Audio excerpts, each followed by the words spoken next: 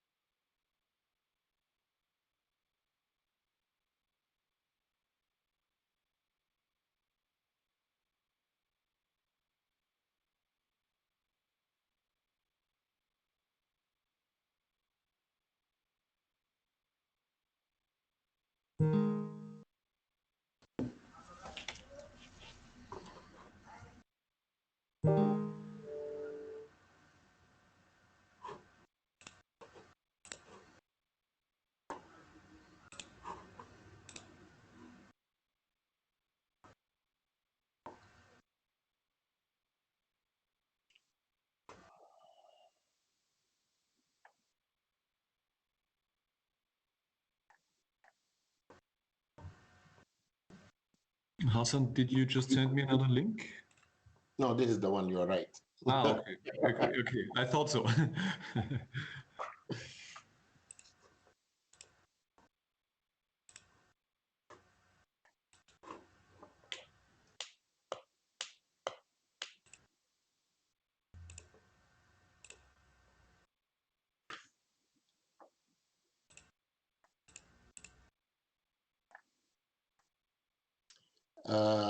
Jason, we can give another 5 minutes, kind of. We start like 5 past. We give opportunity for others to join. Sure. Okay. No problem. All right. Okay.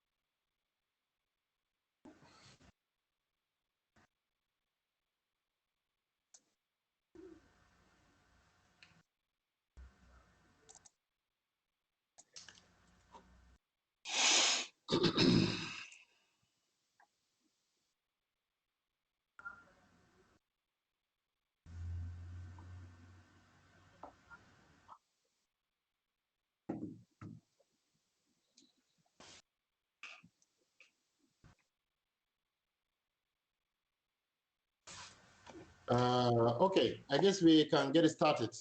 So allow me to welcome all of you, my colleagues at headquarters and in the field. As you may all know, 2020 has presented to us an unprecedented scale of communication and cooperation amongst the entire world, and the Staff Council rose to this challenge by giving an increased focus to all of its constituencies the required communication avenues, as well as conveying a feeling of belongingness and unity. Therefore, we have introduced the Eminent Speaker Series based on various entertaining and knowledge-based thematic priorities. And we are aiming, to introduce to you leaders, pioneers, professionals, and entertainers to talk, to the staff in an informal atmosphere and entertaining sessions. And today, I would like to, I'm very happy actually to introduce to you my colleague, Jason Slater, to moderate the kickoff of a very nice event, I guess. And Jason, I know him since I joined, I guess, from the mainframe time. And he was recently my boss before I become the president of the staff council. And he's somebody like the nice ideas. Therefore, allow me to give him the floor. Jason, the floor is yours to welcome our guest. Thank you. Thank you very much, Hassan. I guess this is payback, no? You're bringing me back to my communication time. So I spent 2 years being involved in various events and what have you. But no, seriously, thanks ever so much, Hassan, for the opportunity. This being the first session of the Eminent Speaker Edition. Just before we go into welcoming Paulus or Rutin, who will introduce himself in a few minutes, just a bit on the house rules. Please keep your mics on mute. For those of you who want, and please do, want to ask a question, post it in the chat. What we also will do to try and keep this a little bit more engaging is that every probably 5-10 minutes or so, we will run a few polls so that you have the opportunity to share, if not your opinion, but your thoughts on some of the questions that are coming up. So I think Steve is going to put in the chat. We have a tool called menti.com. He's just posted it now in the chat. So please, you can either open up a separate tab here or a browser session. Put in the code. The code is 3682428. So I will give you all a few seconds just to have a go on that. So if you're using your computer, it's advisable, open up menti.com in a new tab or a new browser session. If you're on your phone, you can go ahead and do it. And because this is the tool that we'll be using this afternoon to run a few polls. Yeah.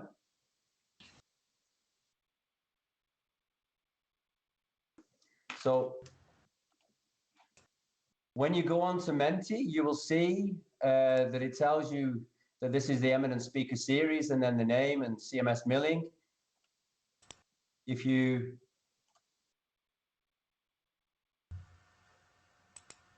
should see that. And so those of you who've done it, so I would just like to start before again we go into to start asking Paul on this session. Just like to start with an icebreaker. So Stevie, we can go to the first one and simply tell us, where are you joining from?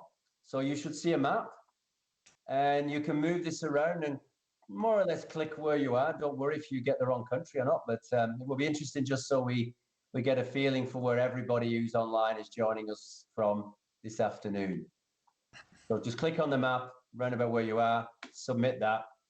And when you go back to the session, we should hopefully see live where people are. So I see the number 8.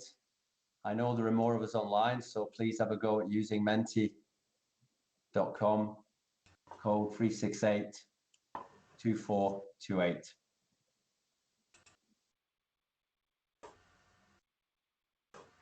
Okay, so why colleagues are posting where they're from? I see most of us are coming in from Vienna, but I'm absolutely certain we have somebody from Brazil. Yes, we do also. So, and hopefully we have a few other colleagues joining us from some of our field offices. So with that, Paul, I would just like to really turn over to yourself. So without further ado, if you could just introduce yourself, a bit about who you are, where you're from, and yeah, what is the goal of you and the company that you're working for? Thank you, Jason. I was just struggling to find Austria here on the map because it's so small, but I did. Approximately, I think I found it. But yeah, and thank you, Hassan, as well. I think that's a wonderful opportunity, especially in these times. And I'm very happy to be part of it. Yeah, my name is Paul. I'm born in Vienna. I grew up in Austria. I studied in South Africa.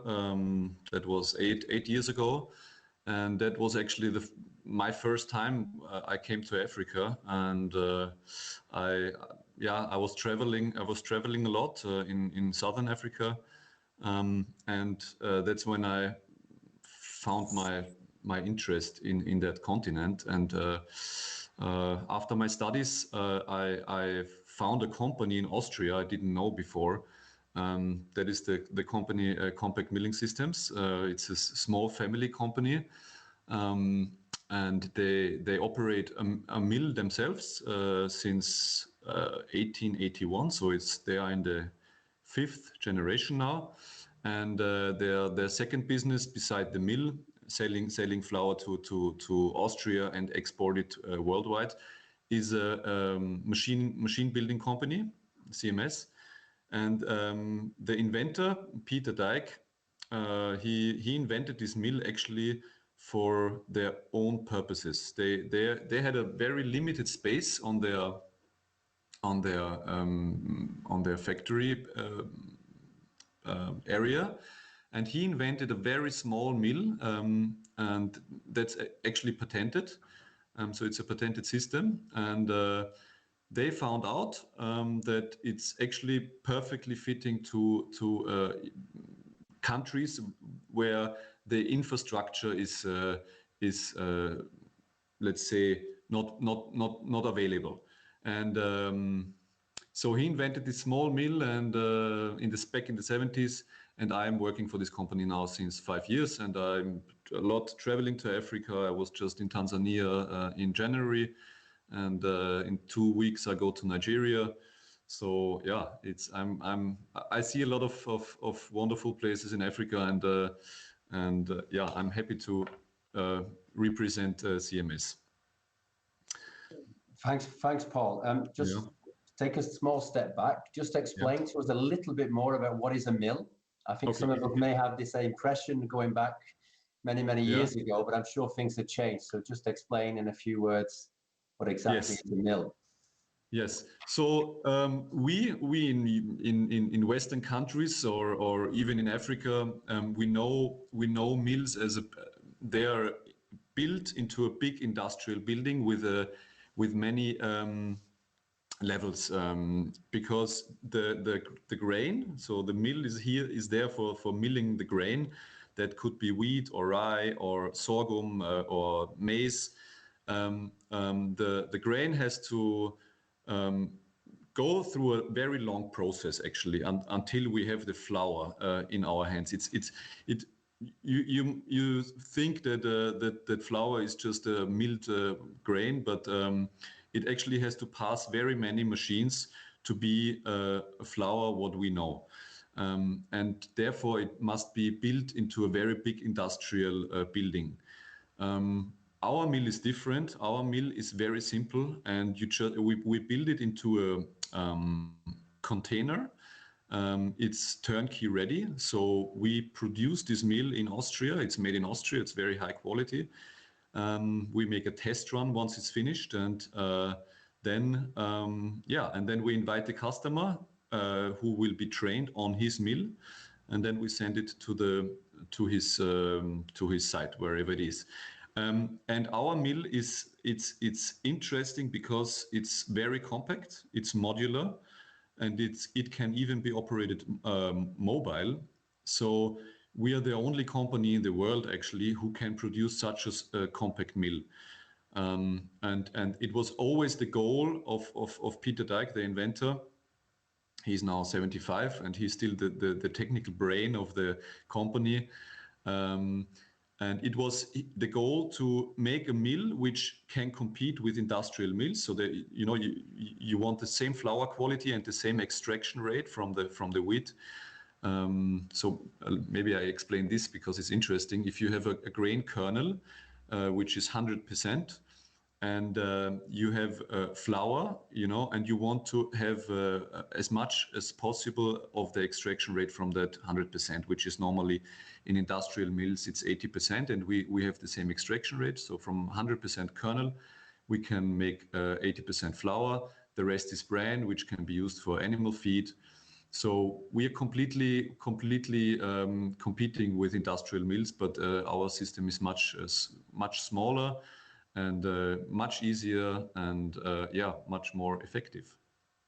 Thanks, Paul. So I guess, I mean, you've described a little bit there about what makes it special, and you touched on some of the differences. I mean, what I picked up from that is that, you know, when you're competing against large scale, one of the key advantages I see there is that this is more compact, it is much more portable, and I guess quite critical in certain rural areas, that element of being able to go where other people cannot in terms of getting access to the various grains and what have you. Yeah, that's totally true. So the machine was invented to not being installed in huge cities, but to really go to the rural areas where you just need a simple hall, you know, that can be a steel hall or built with bricks, and we can even build the mobile with the mill with walls and a roof, so it can be completely mobile. And it was the goal, you know, to go really to the areas, to the inaccessible areas in Africa. Where the people can just bring their grain and mill it. I've seen this several times in Africa. You have these small, they're very small village mills, but they cannot produce white flour. So white flour is the extracted flour. They produce the whole wheat, whole meal flour, and you cannot bake with it. So our goal is really to go to the rural areas and which has a big impact on the area. You know, if you have farmers in rural areas, you normally don't have any organization. You have small cooperatives, but they don't have a buyer for their grain. And normally the big industrial mills in the harbor. They are situated in the harbor, and they import a lot of grain from overseas. So we have, big industrial markets that could be USA, Canada, Russia, Brazil. So the big industrial mills, they import the grain from not locally. They buy it not locally, they import it. And that, of course, that weakens the local farmers. And our mill helps to give the local farmers an opportunity to sell the grain for a stable price. Yeah. Thanks, Paul. Yeah. That's sorry, I think somebody can put the mic on mute. I'm getting an echo. Let's see. Yep. Paul, one of the things that we want to explore with you this afternoon is, of course, UNIDO has a strong program in the area of agriculture. Colleagues are online and they may ask you some questions around that throughout this session. And we have always had a history of working with the private sector. That is a given. UNIDO is an organization, and the UN is getting more and more engaged. But one of the things, and we'll come to a poll in a minute or two once we've heard your opinion on this. How do you feel in terms of the private sector? Do you feel that it is a competitor now, more and more, to the UN? I mean, we know that we have our partnerships, but how do you see an organization like UNIDO competing, if you like, with the private sector in delivering certain solutions like this?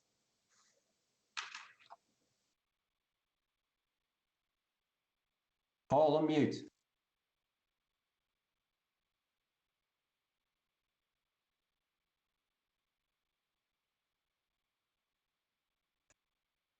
My microphone was off, sorry. Okay. I mean, we are such a small company, you know, we are such a small company and specialized in a very special field. I don't think that I haven't met a lot of people having knowledge in this field like us, especially in Austria. It's very difficult to find companies who are active in emerging markets. I think we have a very big knowledge here. We have, let's say, 5 generations of experience. and that cannot be easily provided by anyone else. So I think the cooperation between privates and institutions is very necessary. Okay, thanks, Paul. Steve, so that would lead us to our next poll. So those of you who've managed to successfully go to Menti and use the code, so you should see, if we move on to the next. Yep. So those of you who can go to Menti, there's a question here. So what do you think is the private sector is indeed a direct competitor to UNIDO in the field?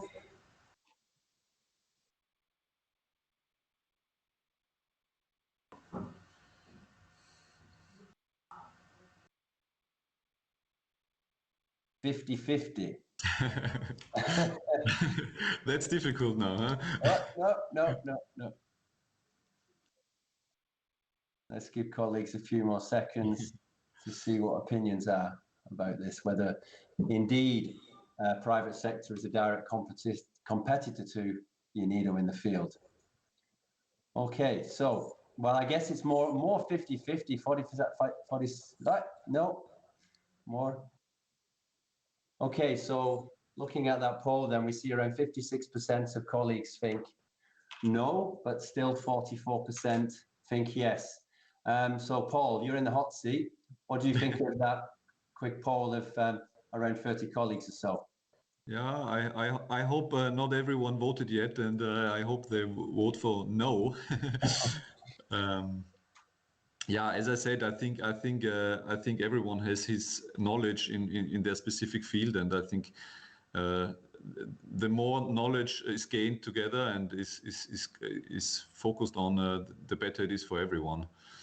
So, yeah, I don't want to be a competitor to UNIDO, honestly. We have an interesting comment here from one of our colleagues here. He points out, Michael from DTI, private sector generates the taxes that pay for our operations. It's a very good point. That's a good one. Very good point. Okay, so moving on. So thanks ever so much. We'll come on to a few more polls later. I guess now, Paul, looking at where you operate, you already touched on you're in Tanzania in January. You started by getting interested when you spent some time in South Africa.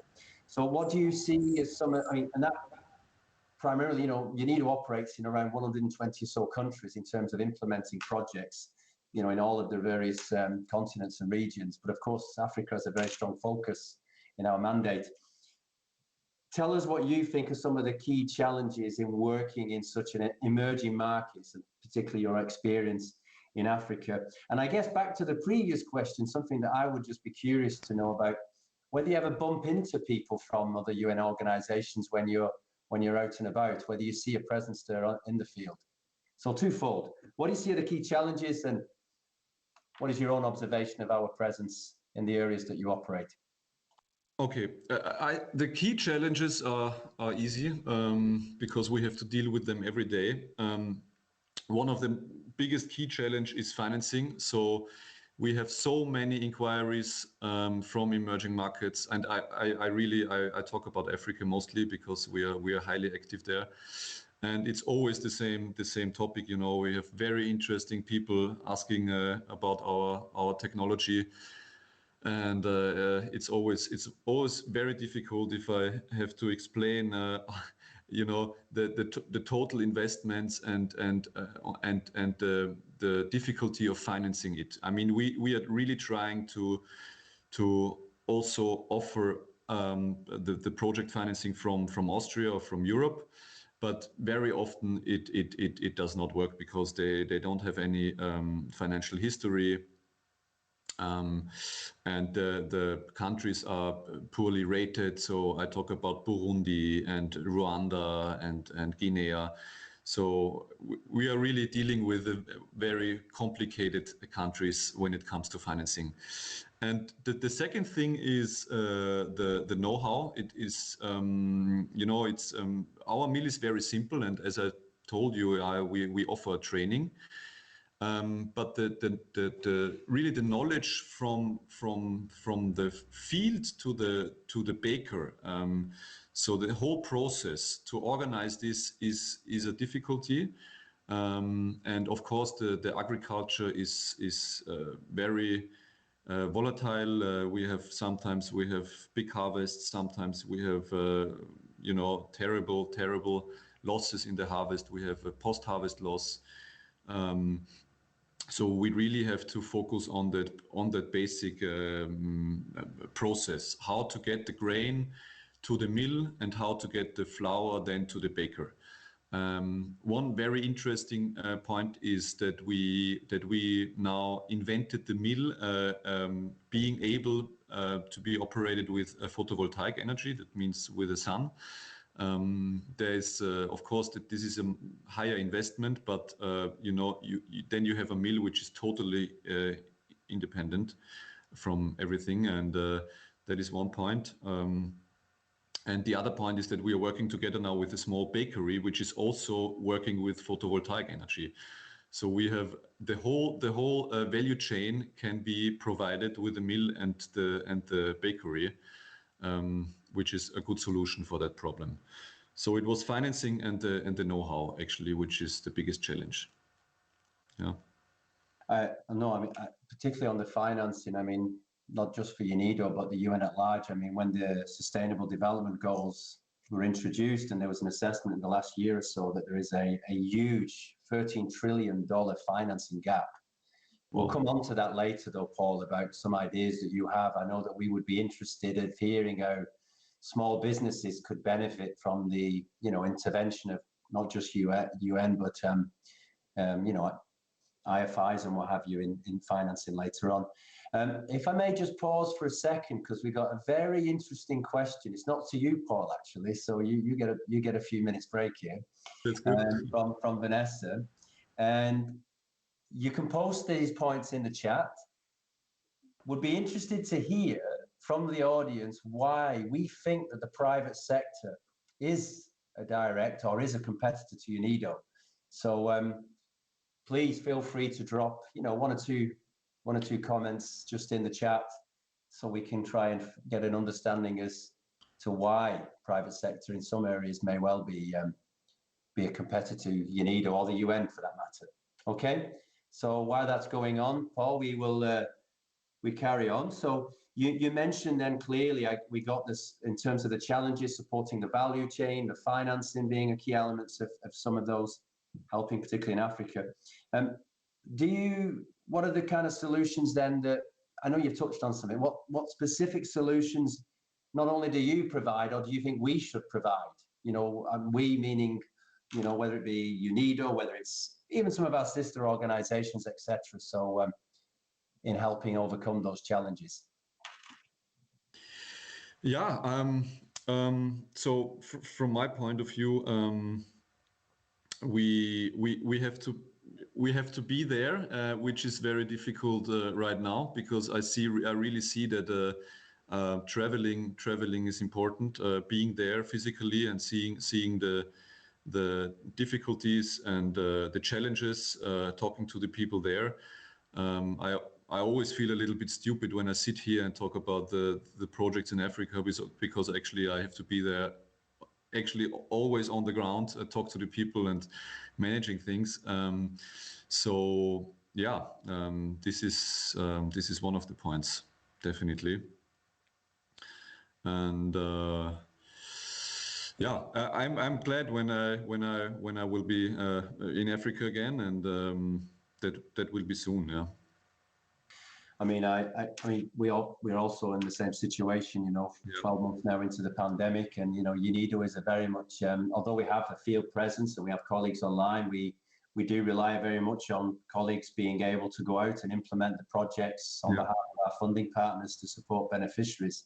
And yeah, it's been a difficult, of course, we're doing our best through, tools like this to try and digitalize our conversation, but yeah, boots on the ground, so to speak, I guess specifically in your field, in others, is something we're all looking forward to getting back to in the coming months.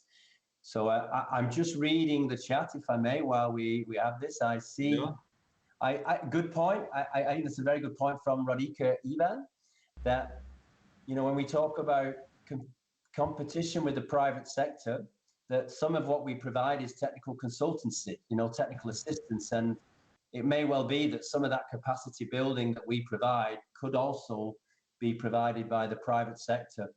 That is obviously a potential area where we do see it. And actually, I think, and now we are overcoming that, from what I understand from some colleagues, is by using more implementing partners. So recognizing where we do not have the expertise, but rather using, whether that's from the private sector or other people who have that expertise in the form of implementing partners. Hassan, you also yourself had a comment. They managed to maintain sustainability very well. They can move faster and vivid compared to the UN systems. Well, we have an opportunity in one of our polls later where we can ask everybody, and that's one of the areas about how the private sector can better support the UN. So thanks, I'll move on. So actually at that point, there's a good point that I wanted to break off and do our next poll. So this is more in the area of how we touched on it, and there's a conversation going on in the chat. So Steve, if you can put up the next question for us in the poll. Those of you, if you go to Menti, you should be able to refresh, and it's coming. So you should have a question. In what areas do you think UNIDO will be best profit from private sector partnerships? And if you go back, once you've given your answer, it'll be up on the screen. So you will see that there are several options.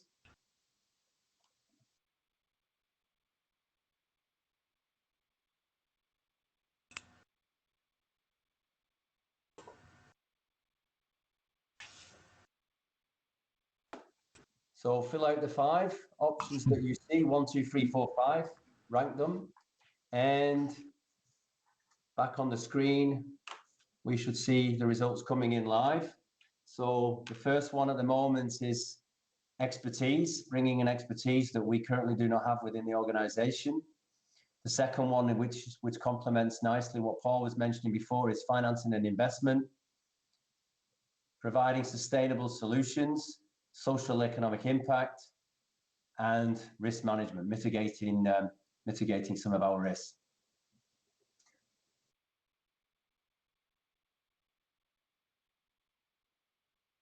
And complementing that, Alexandro points out from one of our offices in Brazil that the private sector is a competitor in the sense that they provide competence and flexibility.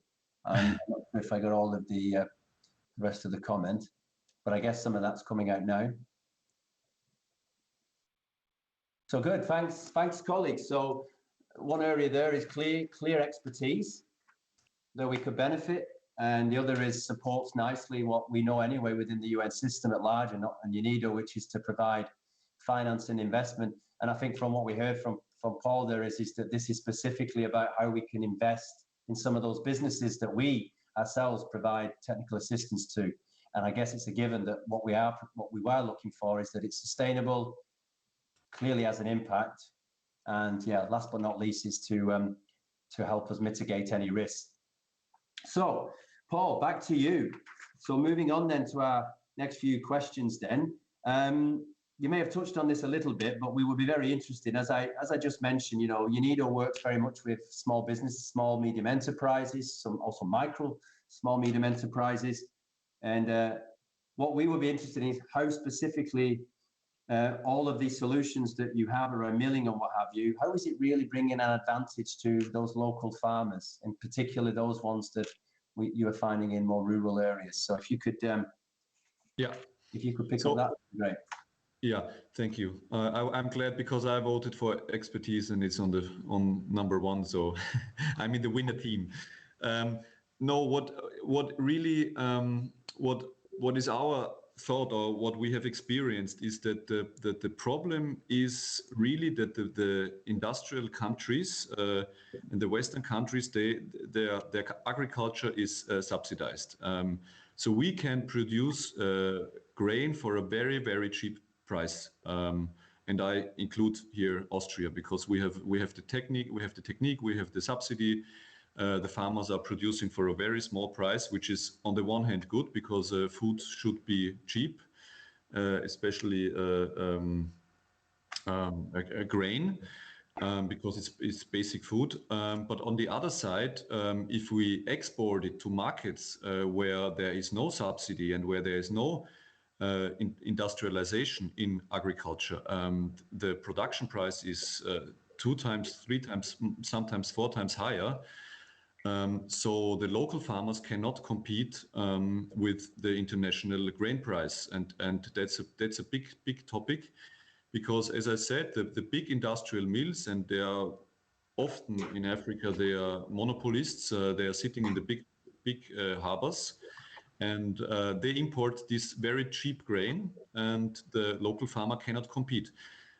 What I don't want to say is that the big industrial mills are bad, because basic food, which is flour, has to be provided to the poorest. That is necessary, and if the agriculture is not competitive, we have to deliver the food which is necessary. But on the long term, middle to long term, we really should focus on building up the agriculture in the rural areas.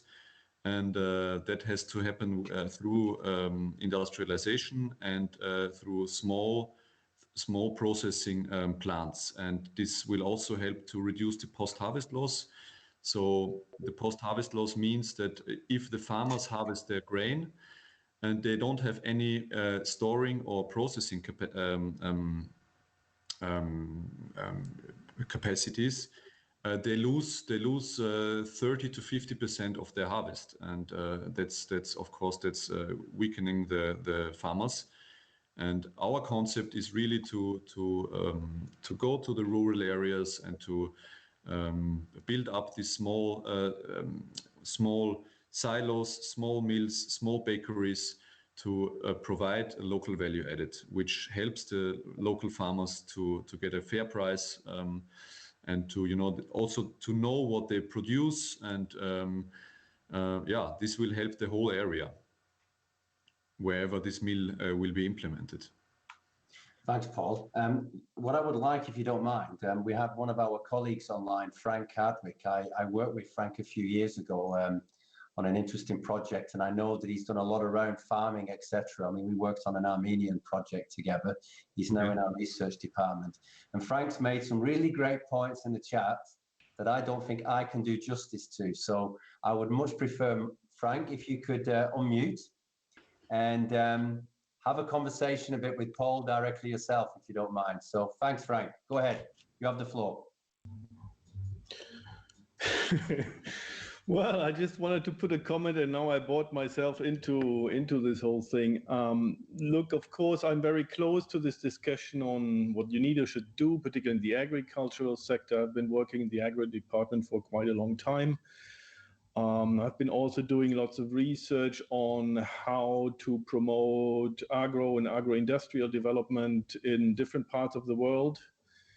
And yeah, so I mean, in this case of Paulus, and I think this is a great company you're running, Paulus, yeah. But then what can be done there, yeah? So I mean, the great thing is for you, you have an impact on the whole thing because you buy products from African farmers and you sell it to a place, and there is nobody else doing that. So that by itself is a development contribution, yeah. Mm-hmm. So now you could also argue, well, Paulus is a really nice guy, but why is he doing it? There could be some Kenyan who is doing it, yeah, and some of these guys are doing already flowers, and then UNIDO would say, well, we would eventually particularly support those Kenyans, yeah. But of course, if the Kenyan is like Paulus, not doing more or less than Paulus, then it doesn't make a difference. But if the Kenyan is actually employing another 100 guys in Kenya doing something, yeah, then they have already more of a development impact, yeah. And then if the Kenyan also kind of can be closer and have actually a better relationship with the local farmers than you could have, then there is also a development effect. Yeah. So, but I mean, we're living in the an entrepreneurial world, and we're happy that entrepreneurs go around. Often we need outsiders to come into certain countries to move on. We have seen that the diaspora all over Africa, for example, is very important. You know, there's lots of outsiders who are coming in, and they're actually running important businesses. There's always a bit of the question, why don't the Africans do a bit more of that, themselves? But that is a longer process of education, of skills building, and all that. Yeah, maybe your factory manager one day, Paulus, is becoming his own entrepreneur, and this is a good thing as well. Yeah, so we're in this moving world, and for UNIDO, very concretely, if you have the right technology and you are not one of these guys who says, I like my intellectual property, I don't give it to anybody because this is my business, then you can just share with an organization like UNIDO. Yeah, and of course, you need to find the right project for this, but you could actually promote the use of that particular mill everywhere else and build entrepreneurial networks around this. And UNIDO can kind of try to set it up. Yeah, I don't think that UNIDO should do so much investment there. I mean, the investment needs to come from banks, but we can do investment promotion in, developing the right business plans, getting everything together, getting the market links, and these kind of things. Yeah, and then of course we have maybe in India, in Colombia, in the Central African Republic, and elsewhere another 500,000 farmers. Yeah, who can sell to high value markets, and that is a development impact. Yeah, so this is a bit kind of from where I would take it, and of course it is our agro department who would weave like projects around a kind of a technology transfer and investment promotion project for that case. Thanks, Frank. Paul, do you have any comments? Thank you so much. I was being thrown out for a second, so I didn't heard everything. But thank you, Frank, for your statement. I think it's very important and positive. So what we do, we don't go with our mills and run our own company there. We provide mills to the Kenyan customer. And give it to him, and he will of course operate his own business. So it's not our plan to take away the work of a Kenyan. And what we right now do is also is to make a joint venture with a Tanzanian company. We are working together with him, which is a big advantage for the financing, because there are super financing opportunities if you have a company in Africa. So what we do now is we make a joint venture with this Tanzanian customer, and the whole project is financed by the Austrian Development Bank. And I think such joint ventures and such projects where you also risk a little bit more than just selling a product to Africa, that is very important. And it took us some time to understand this, but we are right now doing this and starting this. So we are very interested how the next years and next months and years will be. No, it's great. Very nice. Good. Yeah. Thank you. Very positive. I mean, if I may, because we've sparked off quite a discussion now in the chat, and so we have, just to give you, Paul, and we have colleagues online this afternoon, that UNIDO has these investment technology promotion offices, and we have one that was open. In fact, I was fortunate enough to be there at the inauguration in Bonn in Germany. And we have Vanessa online from and they have a very key role with UNIDO about how can we create these linkages between the private sector and what we're doing. And also, so maybe Vanessa, if you don't mind, it would be useful, because you've made a few contributions so far. Just share your thoughts with us. So, yeah. Yeah, sure. So can you hear me? Yes. Okay, perfect. Yes, actually, I was quite surprised by the response of so many colleagues seeing the private sector as a competitor to UNIDO, because certainly from the perspective of the investment and technology promotion offices working very closely with the private sector, we see them as very beneficial, like providing with investments and technologies to inclusive and sustainable industrial development. So I never thought of them in terms of a competitor. Made it a bit understandable when I see it to like quality infrastructure. But even in this field, I think it should be the role of UNIDO to to enable them to do their role properly, and can't see that they act as competitors. Yeah, like if you make the right choice with whom to act and to see whether this contributes really to what UNIDO does in developing countries, we generally only can learn from them. And never thought of being a competitor. And I saw that Veishi, as the coordinator of the ITP network, also is joining this session. So I didn't want to speak on behalf of, let's say, the networks or all ITPOs, but from perspective of my personal perspective in ITPO Germany, we see them as very beneficial. Yeah, a lot of knowledge and technologies which can be implemented in developing countries. Yeah, no, thanks a lot, Vanessa. If Wexy feels he wants to make a few comments at some point, then I'm sure he will go ahead. Feel free, Wexy, just let us know in the chat. But you're right, Vanessa, maybe the things are changing. And even where, as one of the colleagues pointed out, that the private sector may have a certain expertise, I think we're learning now you need more and more that it's to work alongside, not only in terms of technology promotion, but where we have a technical assistance that we can't do. This is why we're becoming more and more, having more and more partnerships with implementing partners, for example. That's something I know is becoming not only critical with UNIDO, but with other UN organizations as well. Yeah. Thanks a lot, Vanessa. So we carry on. So actually, this is weaving in nicely now, because we're bringing Paul more into our world, which is the Sustainable Development Goals and SDGs. So maybe we should do, maybe we do the poll first and then come to what you think, Paul. Which SDGs do you aim and why? But before we get to that, let's hear from our audience what they think. So Steve, if you can bring up the next poll, it would be great, where we're now going to ask you a little bit about the Sustainable Development Goals. So if you go back, you should see now, which SDG do you think would profit the most from successful public-private partnerships? So whether it's technical assistance, whether it's through technical promotion, we've heard a bit from Paul on what he thinks and the expertise they can bring, but which SDG do we think that they can contribute to the most? So I'll give you all a couple of minutes to have a look through those, the 17 goals. I hope we don't choose the last one, which is the easy one, partnerships, but more on the substantive. So.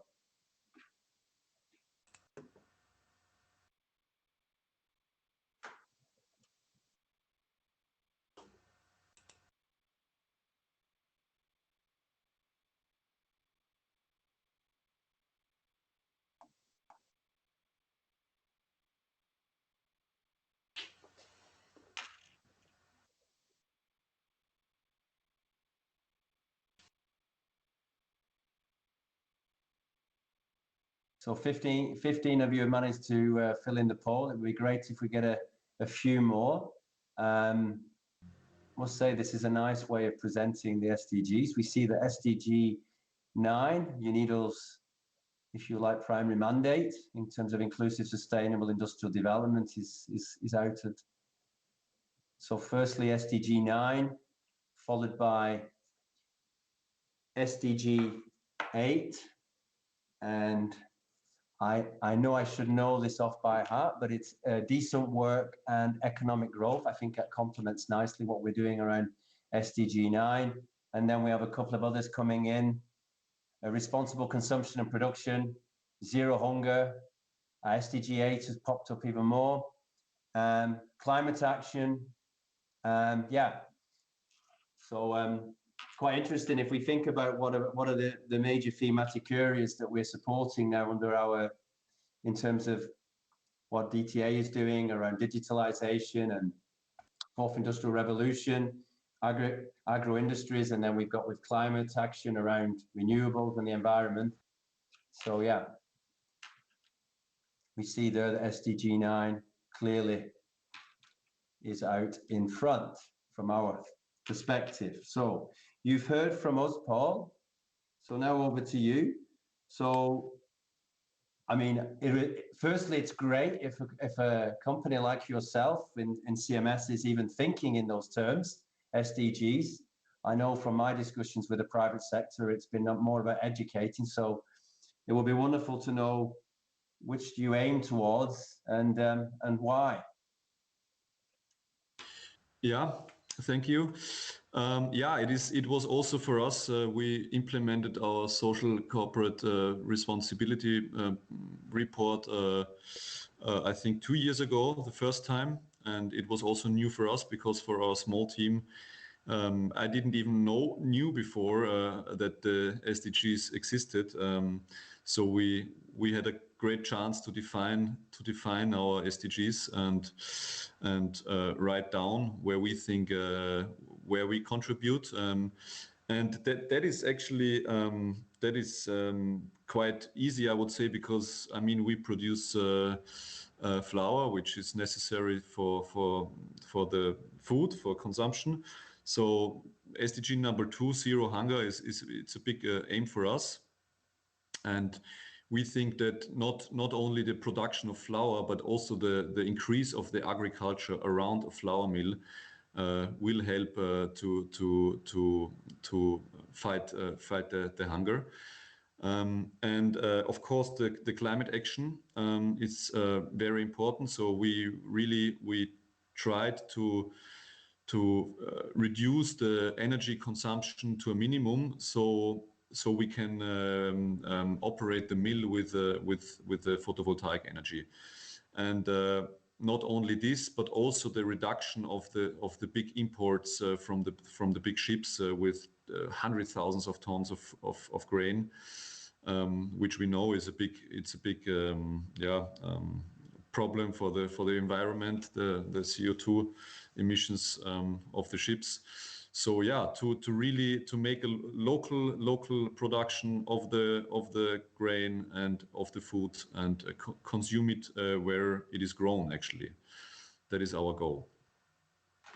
Paul, this is a question that's just popped into my own mind because of course we're in the UN. We've been familiar with the SDGs now for a number of years, but how did you become familiar and who helped you in that process? I mean, is it something that you through the government here, or I don't know, from you and your own company's research? I mean, how did you find out about these and how did you get support in understanding them?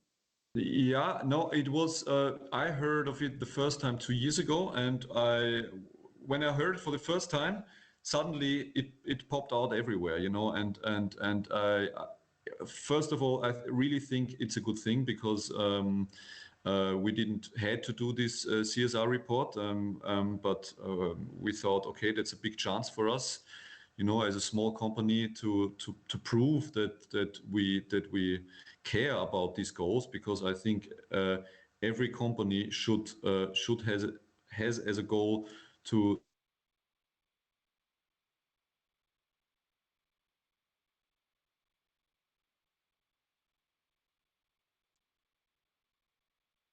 Colleagues, I don't know if it's just myself, but we may have lost Paul there briefly. Can you confirm, Hassan, Steve, is it just me or? Yeah, we lost him. Okay, thank you. Yeah, Daniela, yeah, no, we just lost Paul. Maybe he's going to come back on board in a few seconds. Okay, let's just. I was thrown out again. Back, yeah. Sorry. I would suggest, Paul, then you need to maybe focus on SDG 9 on the IT infrastructure. No. Sorry. Okay. No, so go ahead. Go ahead. It was an interesting conversation. Go ahead. What was the last thing you heard? Sorry for. The last thing I heard was about your corporate social, for those who don't know what CSR is, corporate social responsibility, and about how you're embedded SDGs within that. And that was an interesting point. I was going to ask you a follow-up question. So yeah. Okay. Yeah. So we work together also with ministries of agriculture in different countries, and we knew that this topic is very important, and it's getting more and more important, and showing the people what we do, not just our product and not just to grow the company, but also to what we want to achieve worldwide and socially, actually. Yeah. So this is why we wrote this report, and yeah, the SDGs. I see that they are getting more and more important, which is a great thing. No, it is. I mean, it's a good. I mean, all of us on here, we've gone through these last few years in trying to understand more about SDGs, about what are the targets, etc. Be very open with you. We are also challenged ourselves on how can we report on some of these targets. And I guess again, this is a question following on from about the SDGs and you becoming familiar with them. How do you find? I mean, yes, it's a good framework. We all acknowledge that 17 goals clearly defined. But do you find it when you were doing your CSR report? Did you find it difficult in being able to report towards that? And when you did report to it, where is that going in terms of, is this something that you report and you publish, or is it something that you are sharing with the government here so that they can also keep a track of those companies that are working towards the SDGs? It is more or less for us and the interested parties we work together with. It's not for our government. I mean, it's always nice to present it and to explain it, and but we really see that if you are active on the international market, it just helps, to have a standard frame and to define your goals. With the SDGs. Good. Okay. Yeah. Colleagues, we're coming towards the end of the session, but I really would request if anybody has any very specific questions or not, or comments, please put them in the chat. Let's take advantage while we have Paul. I think for us, it's really interesting having somebody from a company that's doing, operating in an area that we do, and also having an understanding of the sustainable development goals. So please keep your questions coming in the chat. It would be appreciated. Yeah. So one of the questions here then, and we touched on it, but just to more or less conclude this part of our conversation, should the private sector and the UN work more together, and why? And how, I guess, would be the next logical part of that, yeah? So how can we come together? And we have our own idea of what we want to do in terms of working with the private sector, but let's hear it from your perspective, yeah?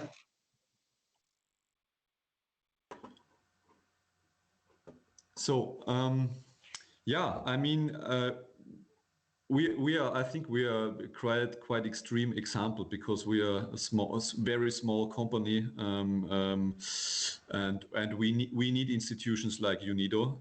That is very important, I think. I mean, to gain the resources and the knowledge,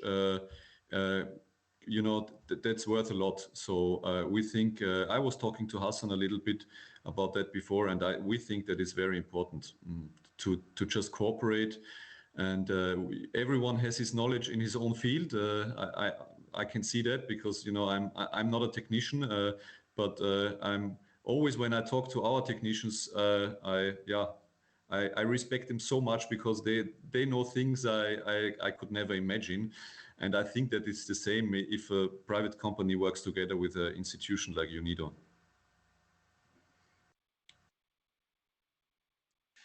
No, thank you, Paul. So I'm coming. I think we have one last poll, which is linked to this. So, Steve, if we just bring up the last one, which is about what our colleagues think about partnerships in terms of the private sector in UNIDO, if we could bring that up. and then I will read out then a few of the questions and comments that have come in. So where do you think such partnerships could take UNIDO in one word? So enter a word, and you have 3 options. So I also am busy typing away. I hope I don't make any typing mistakes.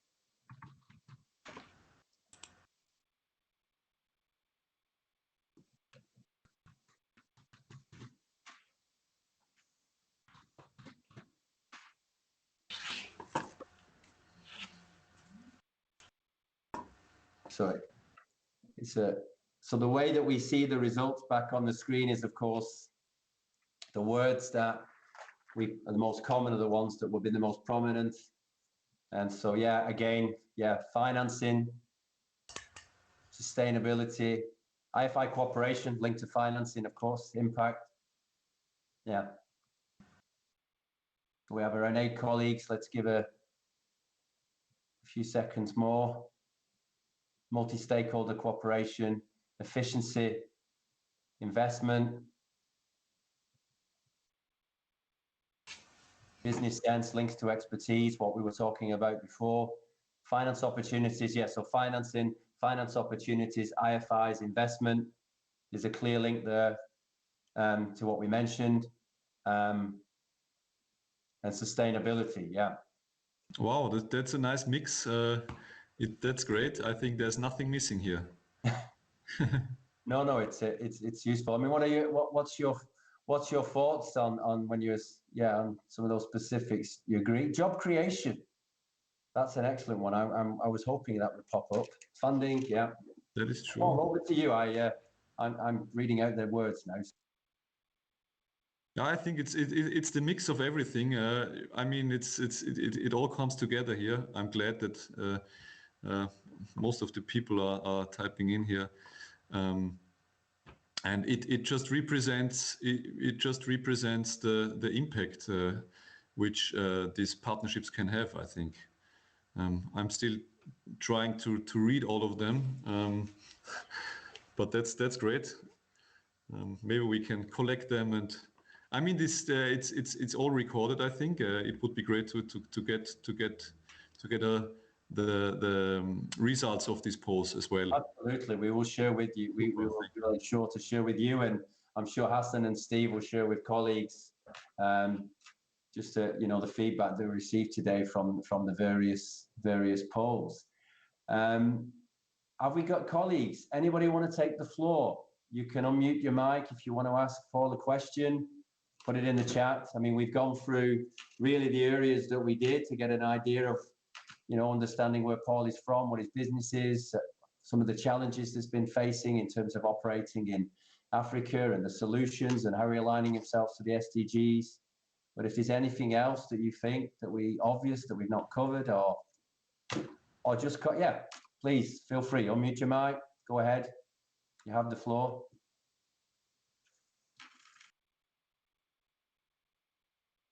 Well, if not, thank you for those of you who's appreciated the session. Before I close, I would like to, Paul, you have in 4 or 5 words, what is the key takeaway from today and from this session and from your own perspective? And then I will hand back to Hassan to close the session. Yeah, thank you. So I think it's great because we didn't see a lot of people, but we know they are there and they're listening. And I think that's a great opportunity. And I cross my fingers for the next sessions. I will join them if you let me. That's wonderful. And what I didn't do now is I actually wanted to share the presentation, but I explained everything. So I will be available for anyone who wants more information. I have a presentation. We have a website, and I would really like to start a cooperation and to talk to people. Whatever they're interested in, and I'm available for any questions. I mean, we'll share with colleagues, Paul. I mean, those of us who are on LinkedIn, we also know that we can connect with you personally. Super. But yeah, we'll find a way, one way or another, through the various tools. And so thanks ever so much from my side, Paul. I must say I enjoyed this. Also to Hassan for giving me the pleasure of moderating. So Hassan, I hand back to you to close the session. Thank you, Jason. Thank you, colleagues. Thank you, Paul. I am so happy and impressed with everything. So very interactive session. I have not expected this high turnout. We have over 40 people. So this always, Jason telling me, Hassan, what do you do? People always, they come to your things. So yeah, people, we had a very nice discussion. And for sure, we will continue with that. And should any of our colleagues want it to have Paulus contact, we are available to provide you with all contacts. And actually, the next session will be also about the blockchain, and this will be soon, most probably on the 24th, tentatively. So, and will be also moderated by Jason. So the next ones will be also next month. We'll hope that all of you will join us again, because we have a different speakers. We have also from South Africa, a minister, and we have a CEO of the National Nuclear Regulator. And in the end, we will have also an entertainer. So you will be just laughing, most probably. And I hope to see you again and again and again. And this is the Staff Council new fashion. Thank you very much. Thank you so much, Hassan. Thank you. Wonderful. Great. Thank you all. Thank you.